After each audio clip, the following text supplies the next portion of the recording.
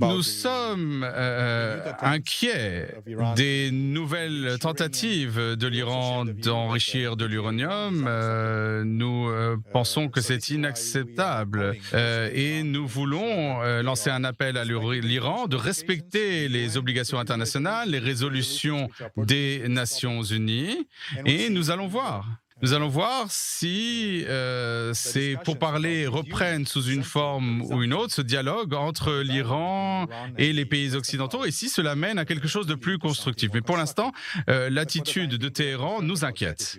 Et comme je l'ai dit, un Iran nucléaire serait quelque chose d'inacceptable pour la paix régionale et mondiale, pour la sécurité. Nous allons voir où tout cela va.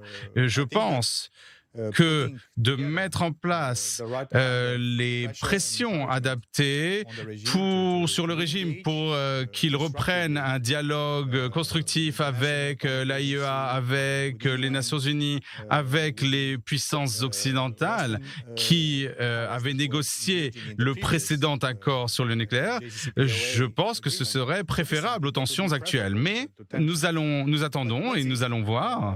Nous, en tant qu'OTAN, nous ne sommes pas impliqués directement dans ces négociations, mais bien sûr, ce qui nous intéresse, c'est la stabilité régionale. Et vous savez qu'un Iran nucléaire est quelque chose qui est inacceptable lorsqu'on parle de sécurité régionale et internationale.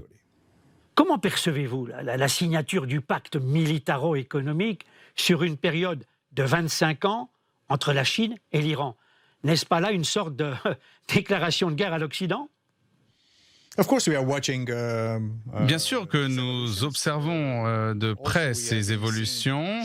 Nous avons vu que la Chine était tentée de créer des liens avec différents pays à travers le monde. Bien sûr, il y a un jeu géopolitique auquel nous assistons, nous en sommes bien conscients, mais nous savons également que lorsqu'il s'agit de stabilité régionale et de paix et stabilité internationale, peu importe quels sont les arrangements que l'Iran aurait avec la Russie ou avec la Chine, la paix et la sécurité ne peuvent pas être obtenues si l'Iran ne s'engage pas avec les puissances occidentales et nous pensons qu'un front commun avec les États-Unis et nos alliés régionaux sont seuls capables d'exercer la pression nécessaire sur l'Iran pour qu'on évite une confrontation à l'échelle régionale et internationale.